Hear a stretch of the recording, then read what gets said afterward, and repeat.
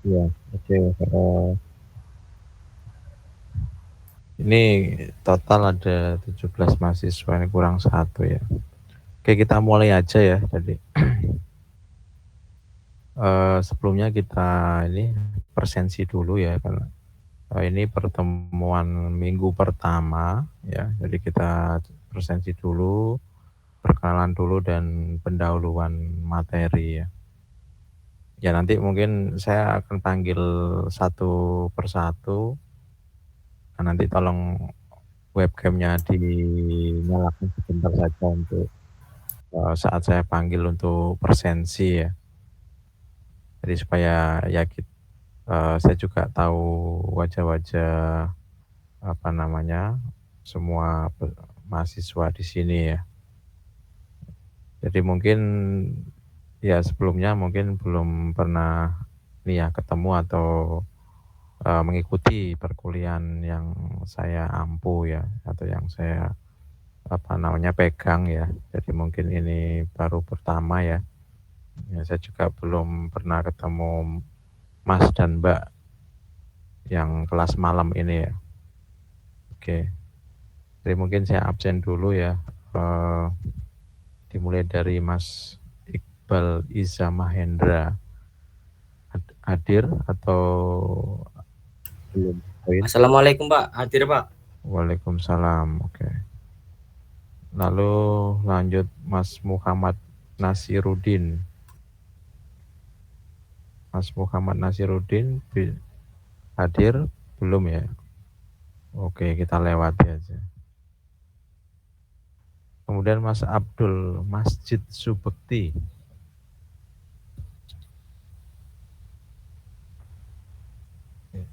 Ini biar tahu saya tahu. Oke. Ya. Mas Abdul Masjid Subekti nggak ada ya? Belum hadir ya? Oke.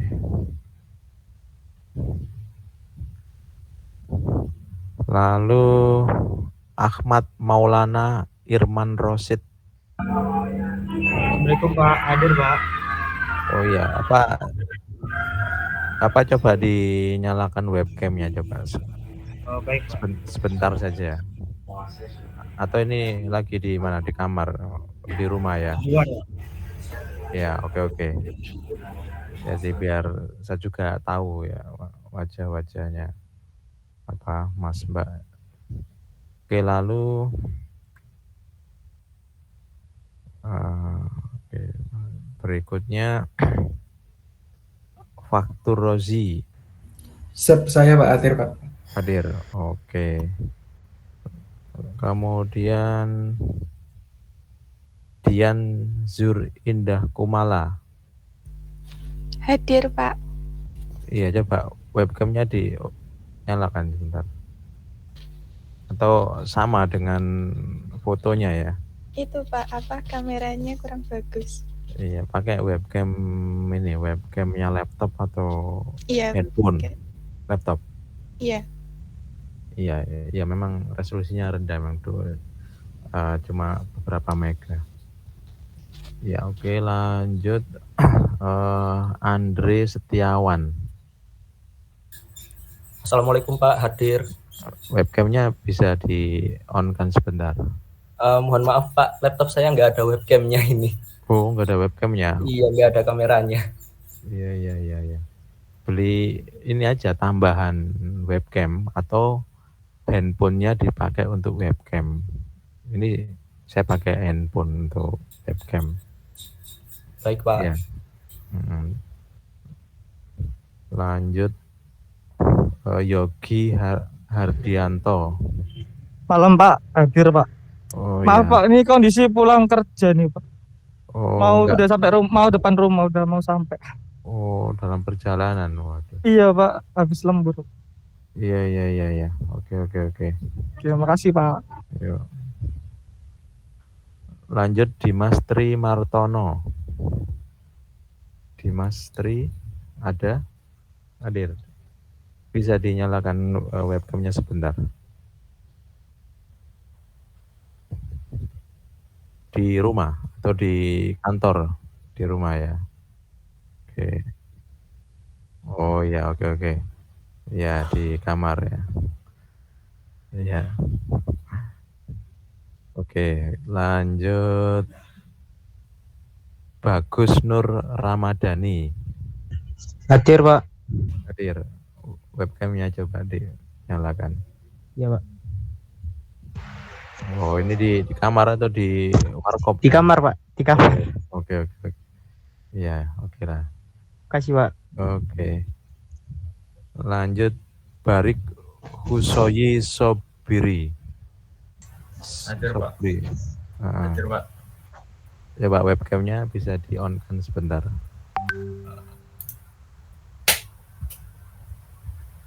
Oh, ini di kamar juga. Iya, Pak. Ya, enak aja ada kursinya tadi ya.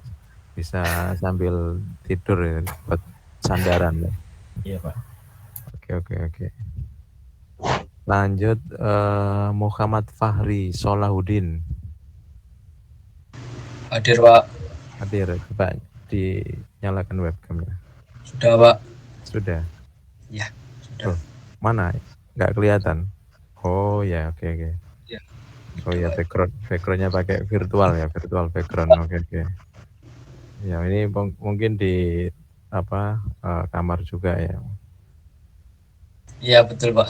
Ya, oke, enggak apa-apa. Lalu Rizky Ade Sucahyo. Hadir, Pak. Oke, ya Pak, webcamnya diaktifkan. Oh ya. Kelihatan buram maksudnya. Ya, berapa? Mungkin Ya. kamera. Benar. Ya, memang kadang beberapa laptop itu resolusinya agak rendah ya. Kalau yang bagus itu pakai Mac ya, punyanya Apple itu. Itu kalau ruangannya terlalu gelap dia akan jadi terang. Kalau terlalu terang dia akan membuat gambar itu jadi agak gelap. Jadi sehingga cahayanya itu merata ya. Itu kecerdasan buatan. Ya, harganya juga ya lumayan mahal kan. Oke, lanjut. Setiono Resli Tiarno. Hadir, Pak. Hadir, oke. Coba diaktifkan webcamnya. Oh ya loh. Kayak punya di tempat yang sama deh teman tadi ya. Backgroundnya putih. Iya, sekelas sama. Oke, lanjut Aldo Bimantara Putra. Aldo belum hadir ya. Oke. Kita lewati. Lalu Erikson Budilau. Hadir, Pak. Hadir. Ya, coba Oke. diaktifkan. Oh ya, oke. Wah, ini lengkap ya pertanyaan buat gaming. Iya, oke. Lalu Muhammad Zati Amar Wibianto. Hadir, Pak. Oh ya, webcamnya coba diaktifkan. Iya, sudah, Oh Pak. ya, oke. Ya, oke, cukup. Ya. Ini ada, oke. Ada 16 ya, 16 orang tapi persensinya 14. Ada yang belum saya panggil nggak? Ada yang belum saya absen? Muhammad Saya, Pak. Nasiruddin. Siapa? Saya, Pak. Coba. Abdul Majid Subukti, Pak.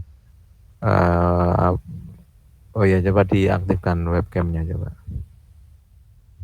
Ini, Pak. Gak gelap, Pak. Oh ya, ini di terowongan bukan ya? Oh, bukan. Oke. Terus Muhammad Nasiruddin. Oh, enggak hadir ya. Aldo Bimantara. Saya, Pak, hadir. Oh ya, webcamnya coba diaktifkan. Kelihatan rame ya. Gelap Pak, Oh, enggak sih? iya. Belakangnya suket.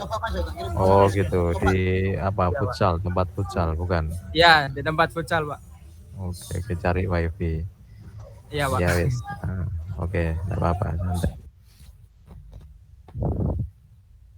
Ya oke. Saya share screen dulu.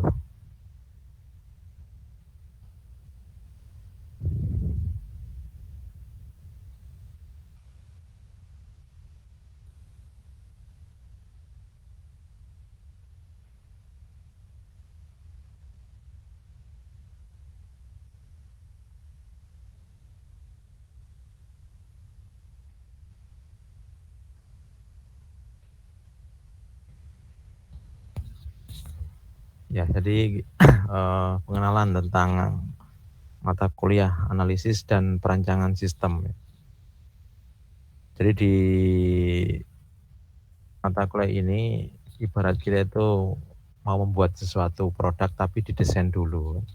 Jadi merancang atau mendesainnya dulu sebelum produk itu benar-benar kita buat ya, menggunakan bahan-bahan yang tersedia ya. Jadi sebelum kita membuat produk itu kita gambarkan dulu, kita desain dulu secara sesuai dengan keinginan dari klien ya. Misalnya kita membuatkan aplikasi yang untuk klien ya, untuk konsumen atau untuk orang-orang yang membutuhkan sistem. Nah, kita gambarkan dulu atau kita desain dulu sebelum benar-benar jadi sebuah produk. Nah, tapi sebelumnya untuk kontrak penilaian ya, atau kontrak kuliah atau bagian penilaian, jadi presensi ini tetap saya beri penilaian atau saya masukkan ke dalam komponen penilaian ya. Jadi presensi kehadiran, kalau Anda hadir 100% ya nanti akan ada penambahan nilai 10% ya. Untuk presensi, saya anggap presensi itu sampai akan saya buka ya sampai tengah malam. Jadi nanti akan saya sediakan link untuk presensi dan saya buka sampai tengah malam. Artinya misal ada yang berhalangan tidak bisa live ya, saya masih kasih kesempatan ya. Lalu nanti akan ada kuis sebelum UTS dan UAS ya. Jadi sebelum UTS sekali, sebelum UAS sekali. Dan tugas ini sebenarnya saya rubah ya. Tidak 2 kali ya. Ini masih dulu waktu pertemuan offline. Di tugas nanti mungkin setiap pertemuan ada tugas ringan. Tujuannya untuk mengukur feedback saja yang sifatnya berupa latihan ya. Sifatnya berupa latihan. Setelah materi ada latihan sedikit yang harus dikerjakan, yang itu nanti jadi feedback dari materi yang sudah diberikan ya, untuk mengukur ketercapaian materi. Nah, itu nanti ada deadline yang harus dipatuhi ya. Jadi kalau lewat dari deadline ya akan ada pengurangan nilai sampai 25% ya. Nah, jadi dikerjakan saja tugasnya ya. Masalah kalau kita belajar kan pasti ada salah dan benar. Jadi ya enggak usah takut salah ya. Yang namanya belajar, kita bahkan dengan kesalahan-kesalahan yang kita temukan itu kita akan semakin menjadi bisa ya kan. Semakin menjadi bisa dan semakin menguasai ya dari kesalahan-kesalahan itu ya. Nah, nanti lalu ada UTS dan UAS ya, yang nanti nilainya di rata-rata menjadi nilai akhir. Jadi untuk mendapatkan nilai A sih sebenarnya enggak susah kalau untuk mata kuliah yang saya ampu ya. Ya intinya deadline itu dipenuhi ya. Presensi Anda hadir 100% ya. Kemudian kuis juga dipenuhi, semua tugas dipenuhi, tidak sampai terlambat, tidak sampai melewati batas deadline, ya tidak terlalu susah untuk mendapatkan nilai A ya. Karena ya nilai nanti yang tertera di ijazah itu kan untuk seumur hidup ya. Ya diusahakan nilainya ya yang maksimal ya, nilai maksimal. Ya memang diperbolehkan 4 mata kuliah itu nilainya D, tapi nilai D itu ya kok kurang ya, antara mengulang dan tidak. Tapi ya ada beberapa mahasiswa yang semester akhir ya, semester yang sebelum dia ke DO ya, semester 14, karena maksimal semester 14 kalau masih tetap nggak lulus atau belum bisa menyelesaikan kuliah, ya dia harus keluar atau drop out ya. Nah ya, akhirnya ya seadanya nilai itu banyak yang nilai D, C, ya C, B. Nilai A itu bisa dihitung dengan jari ya, nggak sampai 5. Sehingga ya itu ya yang penting lulus ya. Tapi diusahakan kan dimaksimalkan. Ini masih Anda semester berapa? Semester 6 ya. Semester 5 ya. Semester 5, jadi coba dimaksimalkan ya, meskipun memang agak berat ya, mungkin beberapa mahasiswa ini bekerja yang kelas malam ini ya. Tapi bagaimana kita membagi pekerjaan itu sehingga semuanya itu tercapai, semua itu terpenuhi. Bekerja ya beres, kuliah belajar ya selesai atau tuntas ya. Pekerjaan selesai, perkuliahan ya tuntas, tidak tertinggal ya. Jadi pintar-pintar juga bagi waktu. Saya pun juga sama dulu, waktu S1 juga saya sambil kerja juga ya, karena untuk pengen mandiri untuk membantu bayar SPP ya. Jadi saya cari pekerjaan pagi sampai sore, malamnya kuliah ya, dan ya insya Allah lulus tepat waktu ya. Lulus tepat waktu. Nah, jadi meskipun sampai larut malam pun ya pekerjaan atau kuliah yang paling kan ya tugas-tugas kuliah itu yang sehingga kita ya agak ekstra waktu untuk melek ya, itu ada tambahan ya, ekstra untuk tambahan melekan itu ya sampai jam 1, jam 2 kadang ya, seperti itu tiap hari ya, tiap hari. Oke, jadi itu. Lalu ya mungkin ada yang ditanyakan untuk mungkin tata tertib dan sebagainya ya, atau nanti aja jika ada yang belum jelas bisa ditanyakan. Nah, jadi yang nanti kita pelajari untuk di awal ini tentang konsep dulu, konsep tentang sistem informasi ya. Kemudian di sistem itu ada siklus hidup ya. Lalu ada pengembangan sistem itu dimulai dari survei, kemudian dari setelah survei analisa, desain sistem ya, pembuatan sistem, implementasi sampai maintenance atau pemeliharaan. Nah itu terus, artinya sistem itu kayak recycle terus, jadi melakukan pembaruan ya. Jadi sama dengan kalau kita mesin atau handphone ya, anggap aja handphone, contoh handphone kita kalau sudah versinya versi lama tidak bisa diinstal dengan aplikasi-aplikasi baru ya, akhirnya mau nggak mau kan harus ganti juga kan. Nah, jadi ikut berubah ya.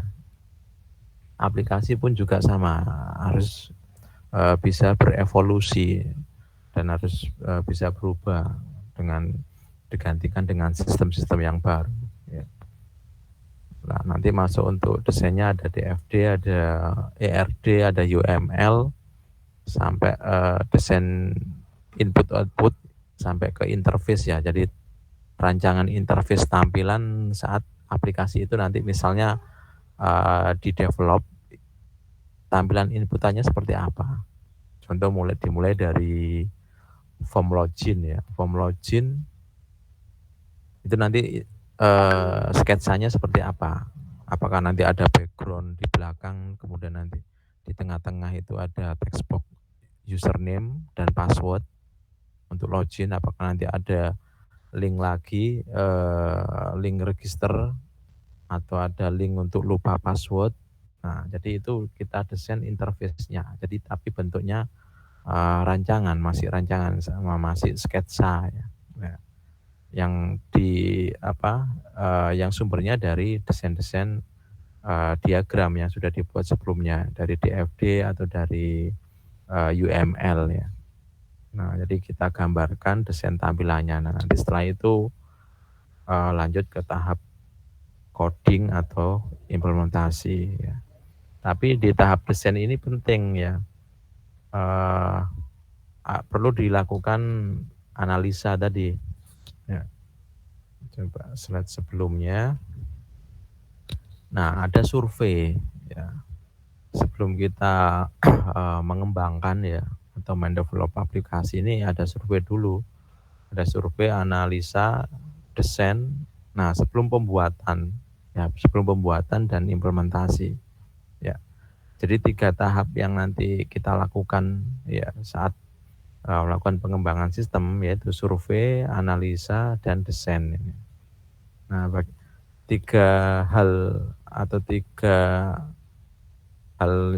yang pertama ini menentukan proses pembuatan dan implementasi ya. Nah, jadi lebih baik perbaikan itu dilakukan di awal ya, daripada perbaikan itu dilakukan di tengah-tengah atau di akhir project, di akhir pengembangan. Jadi ada grafik ya, ada hasil riset ya dari peneliti sebelumnya.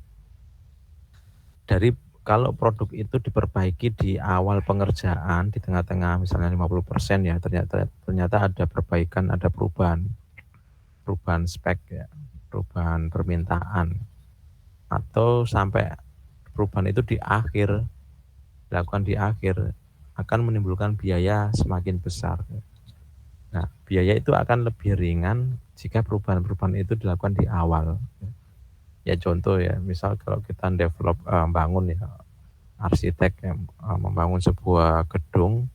Nah, gedung kalau sudah jadi ternyata desainnya salah atau desainnya tidak sesuai keinginan ownernya, pemiliknya.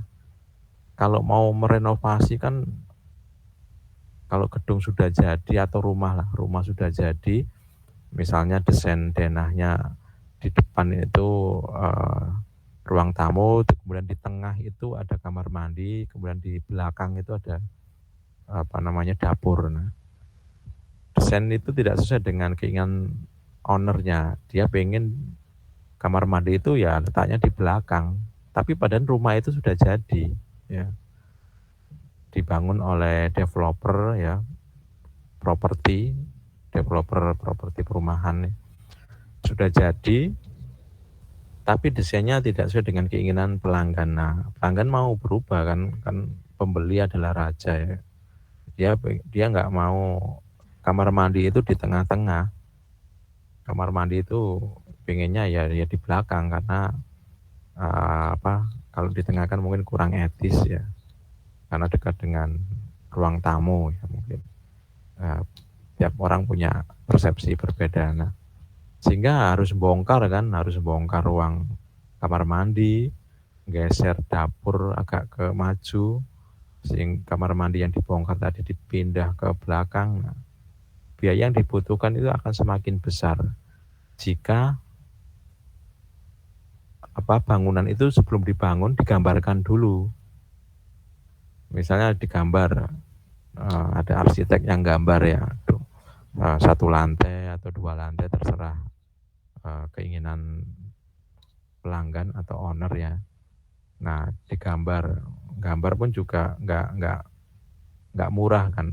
arsitek itu gambarnya ya jutaan kan, artinya paling enggak ya di atas 1 juta. Jasa gambar ya, jasa desain rumah ya, rumah dan interior ya. Nanti interiornya nanti ada TV, ada lemari ya. Nah, setelah digambar diberikan ke owner. Owner setelah dilihat gambarnya tidak sesuai keinginan. Saya ingin ini dipindah ke sini, ini dipindah ke sini. Nah, merubah gambar itu kan cuma ya nggak artinya nggak butuh biaya banyak. Ya harus tinggal gambar ulang lagi, ini dipindah sesuai keinginan pemiliknya. Gambar kedua ditunjukkan ke pemilik berubah pikiran, dia mau ada perubahan lagi, dia mau 2 lantai, mau nggak mau ya buat gambar ulang lagi kan, merubah gambar yang semula yang kedua tadi dirubah jadi gambar yang ketiga. Nah, dia minta ada lantainya setengah lantai. Jadi kalau rumah 2 lantai itu nggak full 2 lantai ya, dia ada setengah di bagian belakang. Nah, ada 3 kali perubahan ya, mungkin penambahannya cuma 1 juta, 1 juta, 1 juta, 3 jutaan, habis dana 3 juta. Nah, tapi kalau rumah itu sudah jadi baru ada perubahan, ya kita bisa kalkulasi secara kasar biaya yang dibutuhkan untuk merubah rumah yang sudah jadi itu akan lebih besar ya kan. Ya, jadi ya biaya tukang, ya biaya material ya kan, kemudian waktu juga ya, akan lebih cepat bangun dari nol daripada merubah ya kan, seperti itu. Nah, jadi perubahan itu akan lebih murah dilakukan di awal ya, dan akan lebih mahal jika dilakukan di tengah-tengah atau di akhir. Nah, maka perlu adanya survei dan analisa ya, serta desain sistem.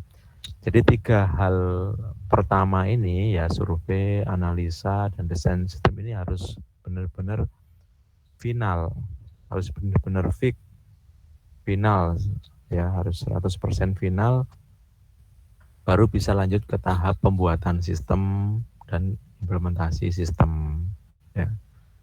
Kalau implementasi ini kan berarti produk itu sudah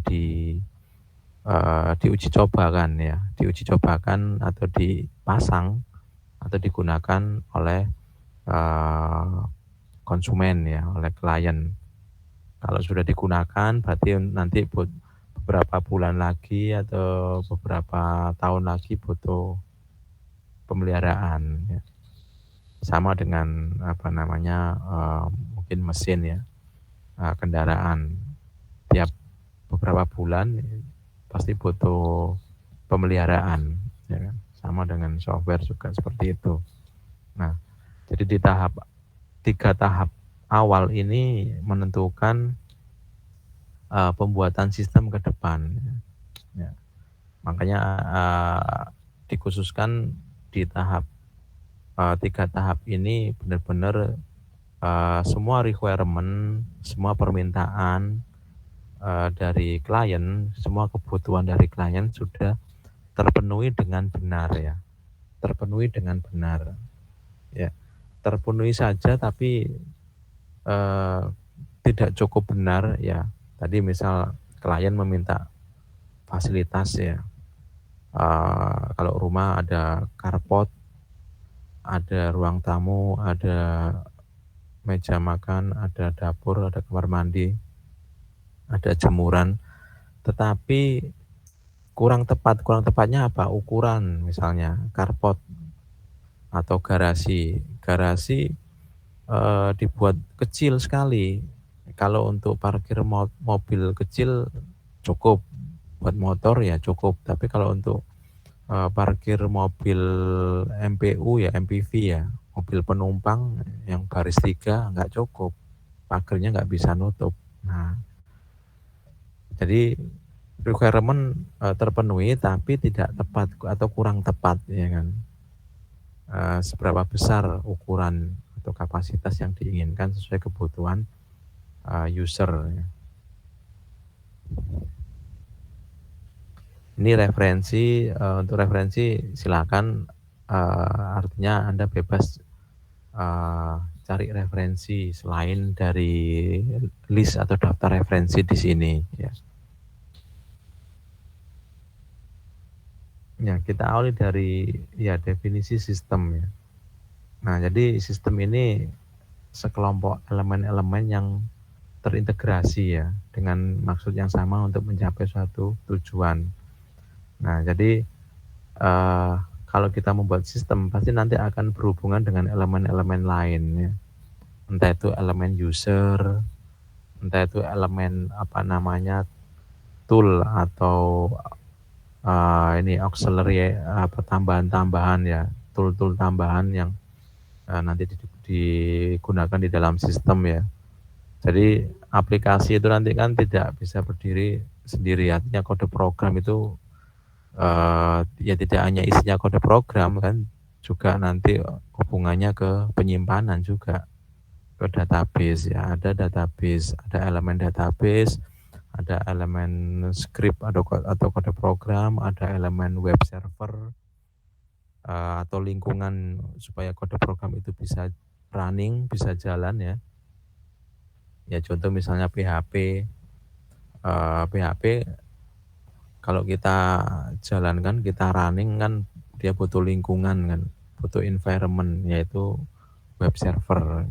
Web servernya bisa menggunakan Apache, Nginx atau web server yang lain, ya kan. Nah, itu elemen juga, elemen web server, elemen database, elemen bahasa pemrograman, kemudian elemen jaringan, ya. Apakah membutuhkan jaringan internet juga, ya, untuk bisa diakses dimanapun, ya, kapanpun, ya. Jadi banyak elemen-elemen yang tujuannya satu tujuan, ya kan. Atau elemen-elemen di bagian user, ya. Misal kalau elemen user, ya paling gampang ya ini misalnya sistem informasi akademik, ya. Sistem informasi akademik, elemen usernya ya ada mahasiswa, ada dosen, ada admin kampus, ya. Jadi ada lagi ini admin Kopertis atau yang Kemendikbud, ya. Nah, itu kan saling terkoneksi di dalam sistem informasi manajemen, ya. Nah, jadi beberapa elemen ini terintegrasi. Dosen bisa melihat mata kuliah yang diambil oleh mahasiswa, ya kan. Kemudian mahasiswa bisa melihat mata kuliah yang diampu oleh dosen-dosen. Misalnya mata kuliah ini analisa perancang sistem, dosennya siapa juga mahasiswa tahu. Kemudian perwalian, ya, dosen walinya siapa juga tahu di sistem tadi. Nah, kemudian Kopertis juga bisa mengetahui kampus ITAT ini mahasiswanya siapa saja, dosennya siapa saja, nah, juga bisa saling tahu. Sehingga tercipta suatu integrasi, ya, yang tujuannya untuk proses pendidikan sarjana, yaitu sistem informasi manajemen atau akademik, ya, atau penyelenggaraan sistem informasi manajemen akademik sarjana. Ada yang mungkin D3, ada yang S2 dan sebagainya. Nah, lalu ada interaksi dari elemen-elemen yang saling berkaitan atau bekerja sama untuk mencapai tujuan, saling interaksi. Nah, semua saling berhubungan. Nah, elemen tadi bisa data, bisa manusia, bisa prosedur. Nah, prosedur ini urutan, ya. Kalau manusia jelas tadi ada user dosen, ada user mahasiswa. Oh ya, lupa sebelum saya record, ya.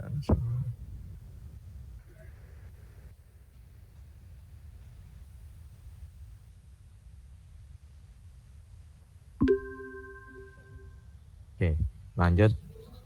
Jadi elemen-elemen ini bisa berupa data, bisa berupa human atau user, atau bisa berupa prosedur. Prosedur ini tata cara urutan dalam melakukan suatu pekerjaan ya. Prosedur, kemudian ada juga elemen hardware dan software. Nah, ilustrasinya seperti ini ya. Jadi intinya semuanya kan pasti akan ada inputan dan output ya, ada masukan, ada keluaran ya. Jadi semua sistem yang kita gunakan ya, atau mungkin kita belum pernah juga menggunakan sistem itu ya, pasti akan ada inputan dan output ya, ada masukan, ada keluaran ya. Dan di situ di tengah-tengahnya ada proses ya, proses antara elemen-elemen atau komponen-komponen tadi saling berinteraksi sehingga mengeluarkan hasil ya. Kalau kita biasa ini beli produk di toko online, inputannya apa? Inputannya ya ini user, pembeli. Pertama pembeli daftar jadi member ya. Kemudian produk, produk yang dijual itu inputan kan, kita nambah produk, diberi foto, diberi harga ya. Nah itu inputan ya. Kemudian ada transaksi ya kan, ada transaksi penjualan, pembelian. Nah di situ kemudian ada proses pengiriman ya kan, ada proses pengiriman, ada proses pembayaran dulu kan, pembayaran kemudian pengiriman. Nah itu berinteraksi di dalam sistem ya kan, sampai output keluaran barang itu dikirim, diterima ya kan, transaksi selesai ya kan. Nah dan kembali lagi di awal, nah, nanti ada transaksi baru lagi. Sistem itu berulang terus ya kan. Jadi iterasinya berulang terus. Nah, sampai kapan ya? Sampai sistem itu benar-benar ya pasti kan nanti akan ada batasan ya. Batasan jam operasional yang kalau sekarang kan sudah mungkin 24 jam yang ada batasan. 24 jam 7 hari ya. Kalau sistem-sistem yang mungkin lama pasti ada batasan ya. Sistem-sistem yang masih manual pasti ada batasan jam operasional. Kalau sistem itu sudah bisa berjalan secara otomatis ya, dia akan berjalan terus tanpa kita awasi ya. Nanti mungkin kalau ada trouble dia akan memberikan notifikasi ya, notifikasi error ya.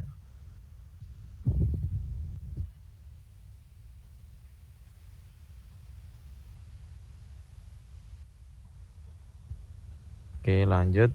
Nah ini karakteristik sistem, ada boundary atau batasan ya. Jadi boundary ini batasan. Ada sisi dalam, ada sisi luar. Ya. Ada di sisi dalam, ada di bagian, ada dua sisi dalam dan sisi luar ya, yang menjadi batasan dari sistem yang kita buat ya kan. Nah, kemudian ada lingkungan, environment ya. Segala sesuatu di luar sistem, lingkungan yang menyediakan asumsi, kendala, input terhadap suatu sistem. Nah, lalu ada masukan atau input, ada keluaran ya. Nah, untuk masukan ya bisa berupa data, ya peralatan, energi. Lalu yang output ya produk jadi, ya, informasi, ya laporan, dokumen, ya atau barang jadi itu jadi output ya. Nah nanti ada komponen ini yang tugasnya punya fungsi-fungsi khusus ya. Ya jadi ibarat sebuah pabrik ya, barang itu dimasukkan ke dalam pabrik, kemudian dibersihkan, diolah, kemudian dipanaskan, dibentuk jadi sebuah produk ya. Jadi misalnya jadi sepeda ya. Sebelumnya sebelum jadi sepeda dia berupa inputan, berupa bahan baku besi ya, besi logam ya, besi logam. Nah, kemudian diproses, dipanaskan, dibentuk jadi sebuah frame ya, sebuah rangka sepeda, kemudian rodanya itu juga. Nah, kemudian ada yang ditambah-tambahi dengan aksesoris lain ya. Nah, sehingga menjadi sebuah produk jadi. Nah, jadi di dalamnya fungsi-fungsi memanaskan, membentuk itu adalah komponen-komponen yang ada di dalam proses. Sama di dalam nanti sebuah sistem perangkat lunak, di dalamnya nanti contoh misalnya proses pengiriman, proses pembayaran ya. Kalau kita bayar pakai virtual account, biasanya kan divalidasi secara otomatis ya. Divalidasi secara otomatis sehingga barang nanti bisa langsung dikirim. Ya, jadi nggak perlu pengecekan manual. Kalau pengecekan manual kan ya butuh tenaga manusia untuk ngecek apakah orang yang membeli produk tersebut itu sudah bayar atau belum. Kalau menggunakan pengecekan otomatis, menggunakan virtual account, nah, nanti akan orang tersebut sudah bayar dan tervalidasi, otomatis akan memberikan notifikasi kepada penjual bahwa orang tersebut sudah bayar dan valid. Ya, artinya bayarnya itu pas. Harganya 100.000 ya dibayar 100.000. Harganya 200.000 ya bayarnya 200.000. Kalau harganya 200.000 bayarnya 100.000 berarti nggak valid ya kan. Sehingga proses pengiriman ya nggak bisa dilanjut karena nggak valid. Atau harganya 100.000 bayarnya 200.000 kelebihan ya kan. Ya valid. Barang akan dikirim. Nah, tapi kelebihan 100.000-nya kemana? Nah, itu nanti akan ada prosedur lain ya kan untuk pengembalian uang yang berlebih tadi. Nah di situ ada fungsi-fungsi untuk mengecek validasi otomatis tadi. Nah, itu komponen-komponen yang ada di dalam sistem. Ya, pengecekan harga, ya, biaya kirim. Nah, itu termasuk komponen-komponen atau kegiatan-kegiatan di dalam proses tadi. Lalu ada penghubung atau interface ya, di mana komponen atau sistem dan lingkungannya bertemu atau berinteraksi. Nah, jadi tadi misalnya antara pembayaran dengan pengiriman ya kan. Kalau sudah dibayar otomatis akan dibuatkan nomor resi ya, nomor pengiriman atau nomor resi. Nah, nomor resi itu digunakan untuk melakukan pengecekan tracking barang yang akan dikirim ke konsumen. Nah, jadi ada interface ya, ada penghubung, lalu ada penyimpanan ya, atau storage ya. Pasti semua data transaksi harus disimpan ya, harus disimpan di suatu saat nanti akan dibutuhkan untuk pembuatan laporan.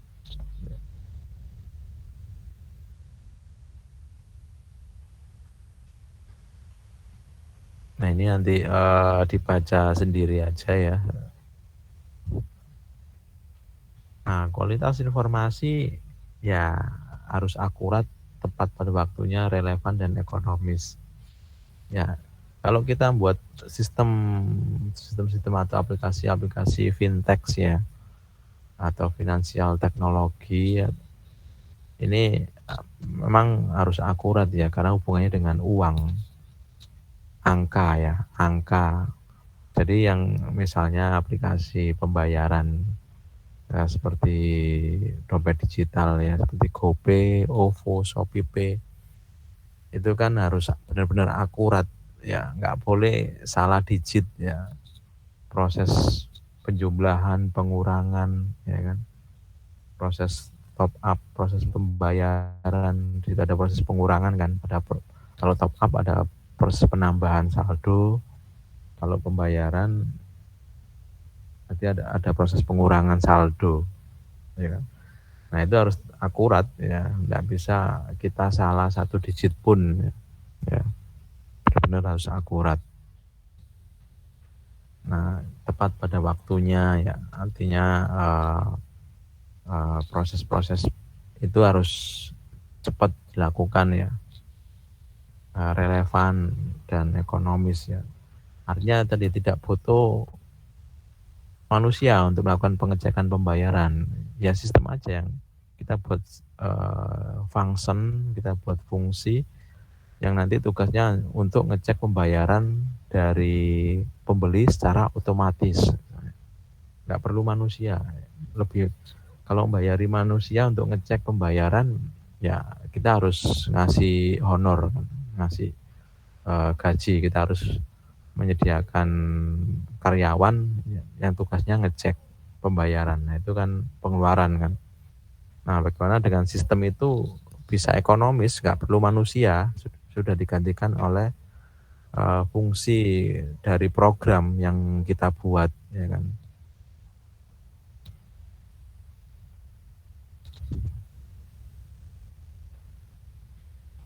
Nah ini dibaca sendiri ya. Nah, ya paling enggak komponen sistem ini ya ini ada 5 ya, hardware, software, database, jaringan untuk telekomunikasi dan manusia atau user ya, atau personil dari atau pengguna ya, pengguna dari sistem informasi.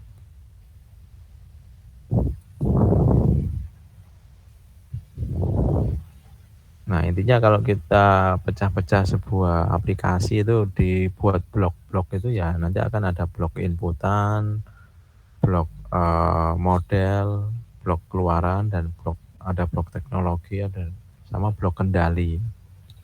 Jadi kalau misalnya ini pasti nanti contoh blok masukan jelas ya, masukan input data ya. Lalu ada blok model, ini yang isinya logika, fungsi, lalu ada prosedur-prosedur ya, ada model-model manipulasi data, input ya, ada proses edit, update, delete ya. Lalu ada blok keluaran untuk laporan, ada blok teknologi untuk mungkin sistem database-nya atau pemrogramannya, lalu ada blok kendali ya. Jadi pasti nanti ada orang yang benar-benar punya hak akses tertinggi di dalam sistem tersebut ya, yang nanti bisa menginterupsi sesuatu yang mungkin salah ya, atau membenarkan sesuatu yang salah ya, yang punya kuasa ya.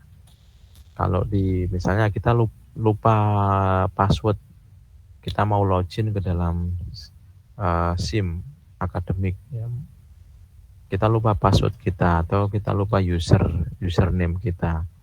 Nah nanti tugasnya yang meriset ada admin ya, atau super admin yang tugasnya untuk mengontrol ya, melakukan riset sehingga kita bisa mendapatkan password baru atau username baru untuk login ya.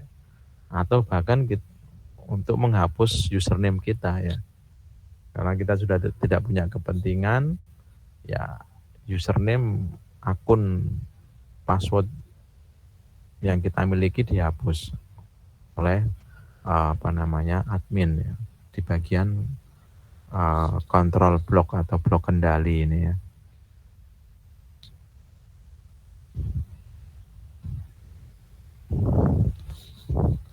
Nah kalau di dalam sistem informasi itu nanti ada transaction processing system ada manajemen information system, ada decision support system, dan expert system, sama artificial intelligence.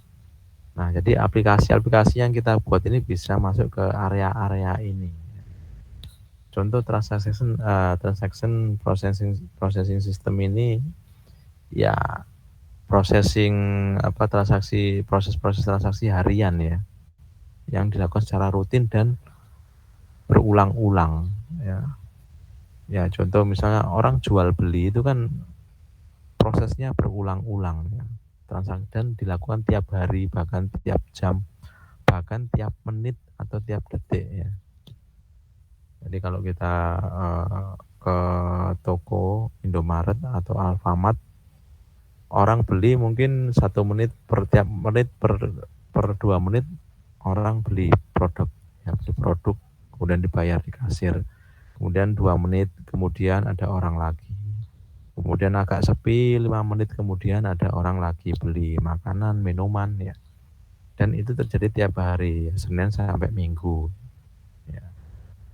Terus, nah itu transaction processing system ya. Ya contoh aplikasi kasir ya. Aplikasi penjualan, aplikasi pembelian. Nah, lalu kemudian aplikasi manajemen information system ini di level lebih atas lagi ya. Bukan levelnya karyawan kasir, bukan levelnya pramuniaga, sudah di atas lagi ya. Misalnya untuk mencetak laporan, misalnya untuk mengetahui produk yang terjual paling laris hari ini ya. Dan misalnya di dalam sebuah swalayan ya, manajemen pengen tahu, pimpinan pengen tahu produk yang paling laris hari ini. Nah, itu nanti ada aplikasi khusus atau software khusus untuk mengetahui itu ya, membuat report itu. Misalnya di ranking ya, di ranking produk yang paling laris, di ranking dari mulai nomor 1 sampai nomor 10. Ya, ternyata yang paling laris minuman, misalnya minuman aqua, karena cuacanya panas sehingga produk minuman ini paling laku ya. Lalu ada decision support system. Nah, ini juga sama untuk bagian manajemen ya, bagian manajemen. Jadi bukan karyawan bagian bawah, jadi sistem-sistem atau software yang dikhususkan untuk manajemen ya, untuk pengambilan keputusan ya. Oke, lalu ada expert system dan artificial intelligence. Ini untuk kecerdasan buatan yang nanti kalau dihubungkan ke bisnis bisa ya. Ya, jadi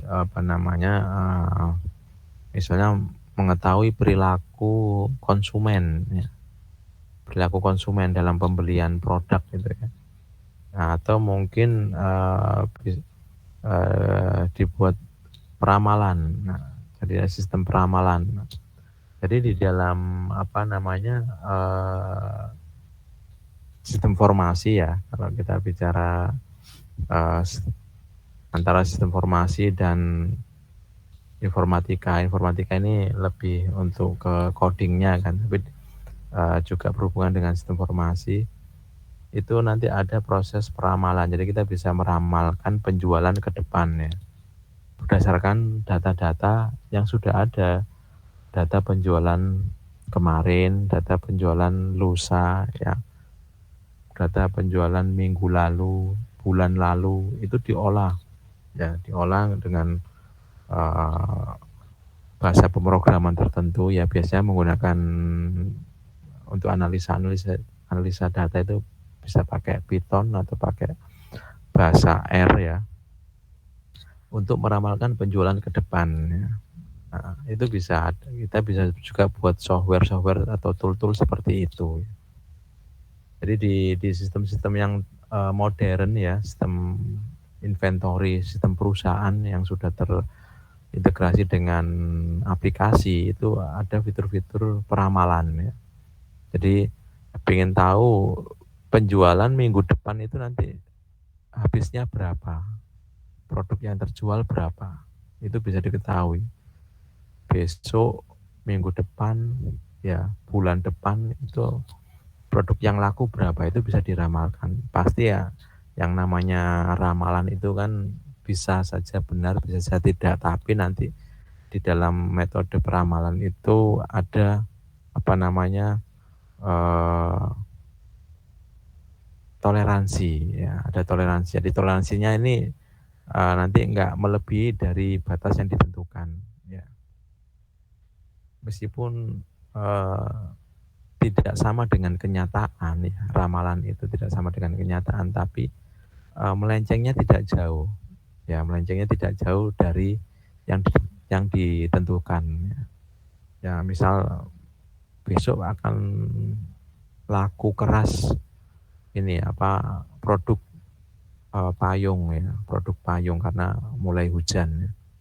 Atau 2 hari kemudian atau minggu depan orang akan butuh payung banyak, sekitar akan terjual mungkin 200 payung.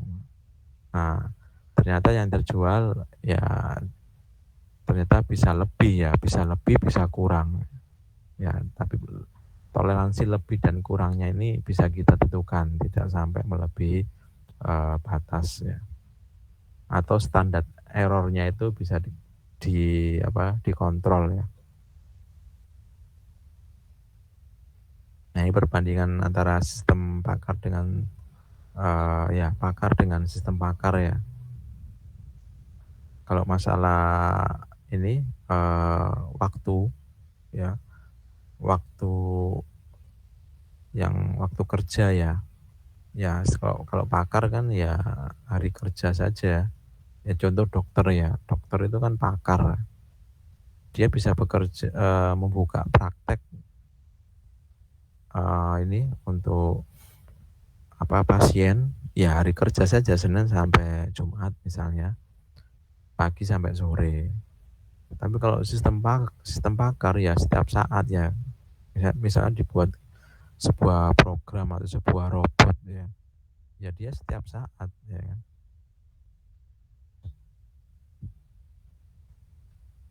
Lalu masalah geografis ya, pakar kan ya ada, misalnya dokter tadi ya menetap di suatu tempat ya, di kota atau di rumah sakit tertentu ya.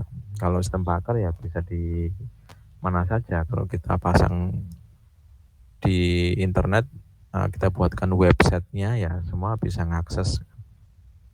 Masalah keamanan ini ya tidak tergantikan. Kalau pakarnya itu ya, kalau dokter itu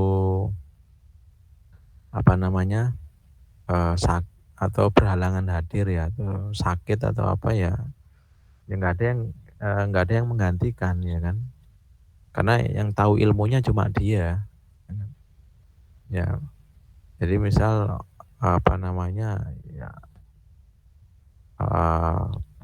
ya pimpinan nggak bisa sewaktu-waktu diganti ya kan ya.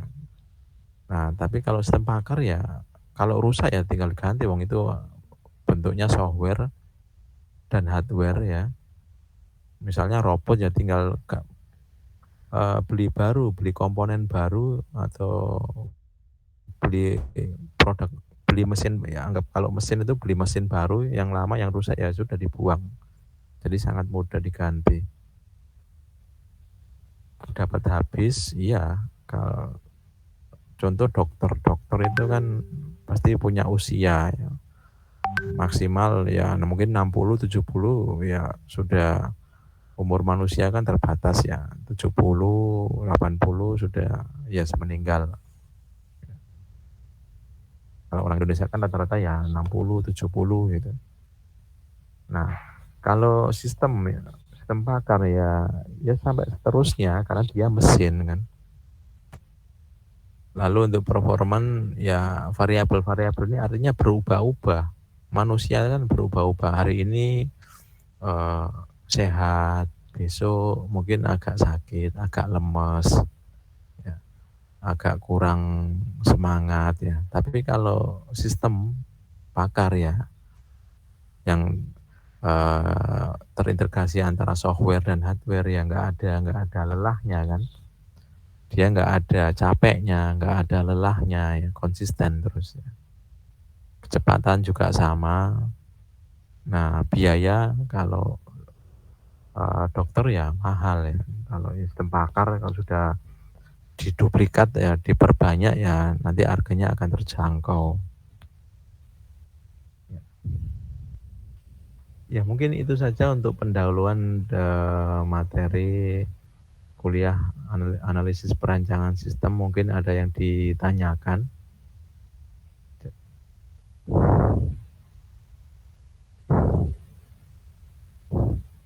atau cukup?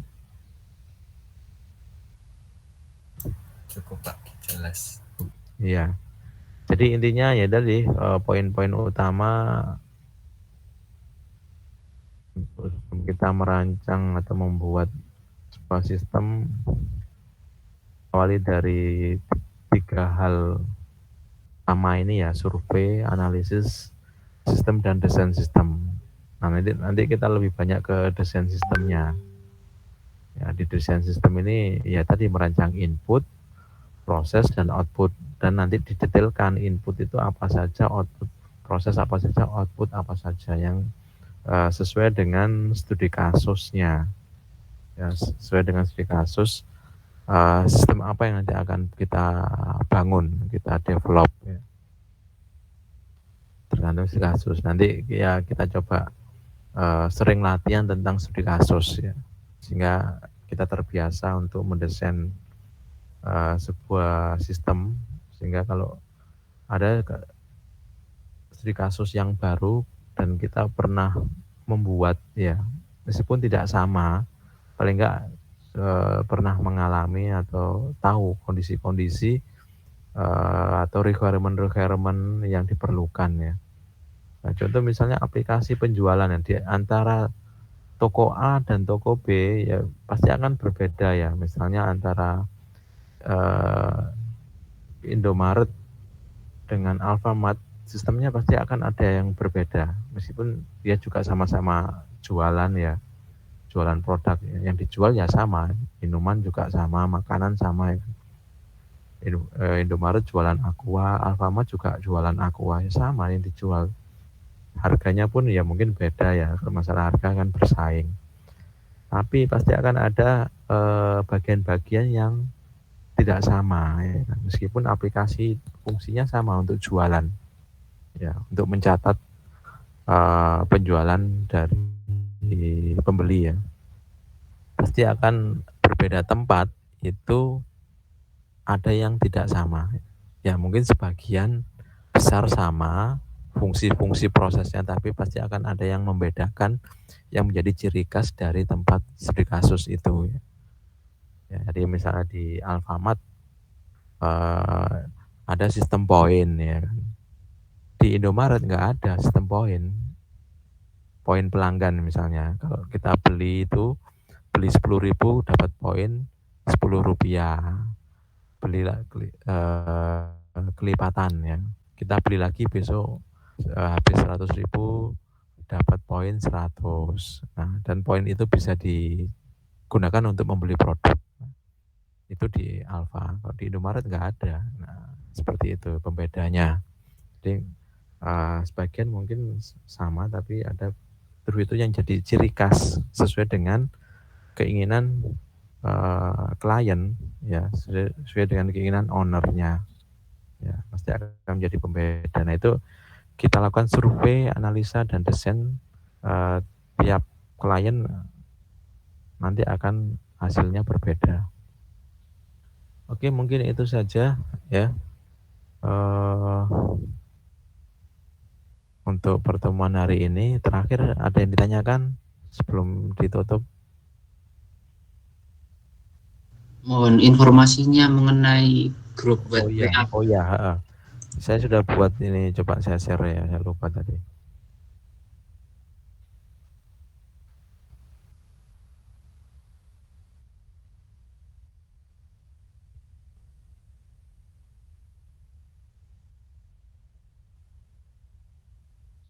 Kelas ya oke.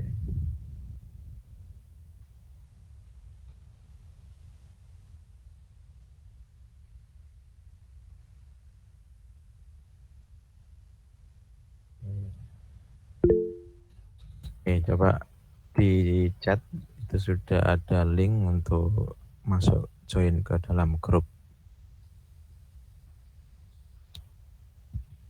Nah, nanti untuk info-info misalnya ada perubahan jam atau ada pertanyaan yang mungkin di luar kuliah, di luar jam kuliah ya, ya bisa ditanyakan atau didiskusikan di dalam grup ya. Karena mungkin misalnya saya memberikan pengumuman di Classroom kan kadang notifikasinya agak lama karena notifikasinya berupa email, dan ya ada juga sih kalau kita install Google Classroom di Android muncul notifikasi, cuma kalau di WhatsApp kan lebih cepat notifikasinya, pemberitahuannya.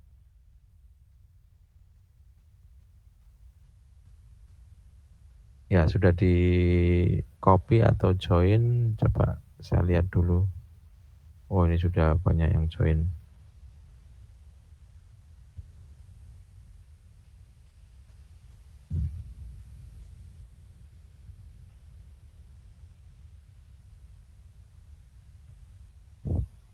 Ya ini satu kelas ada 17 ya, 17 mahasiswa ini masih ya.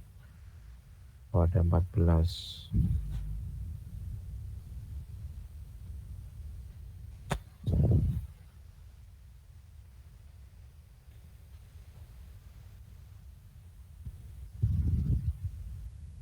Oke, yang lain mungkin ada yang ditanyakan atau ya ada yang kurang jelas.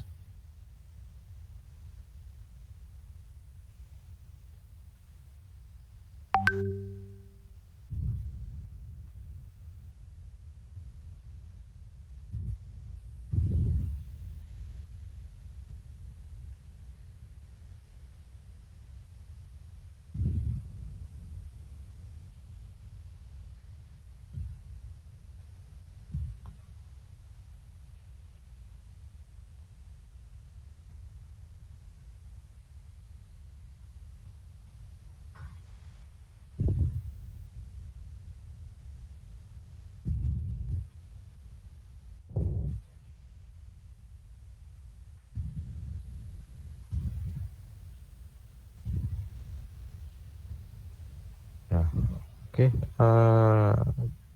tidak ada lagi yang bertanya. Mungkin saya cukupkan sekian ya. Kita lanjut minggu depan. Tetap kita mulai jam 8 ya. Jadi minggu depan kita mulai jam 8, sekitar jam 8. Kita pakai Meet nanti. Oh ya, saya lupa ngasih tahu. Jadi ada dua mode perkuliahan ya. Nanti ada yang mandiri dan terbimbing. Kalau yang mandiri nanti saya buatkan materi video dan di situ nanti ada tugas yang harus dikumpulkan dan nanti kita diskusikan, kita diskusikan minggu depannya, atau jika ada yang kurang jelas bisa didiskusikan di dalam grup WhatsApp ya. Atau ada yang perlu ditanyakan, kita diskusikan di grup WhatsApp. Ya oke, mungkin itu saja. Jika sudah tidak ada yang ditanyakan, oke, langsung saja saya akhiri ya, saya tutup perkuliahan minggu pertama ini ya. Kita lanjut minggu depan. Terima kasih. Wassalamualaikum warahmatullahi wabarakatuh. Waalaikumsalam warahmatullahi wabarakatuh. Assalamualaikum warahmatullahi Terima kasih, wabarakatuh. Pak. Terima kasih, Pak. Ya, oke. Ya, silakan kalau mau live.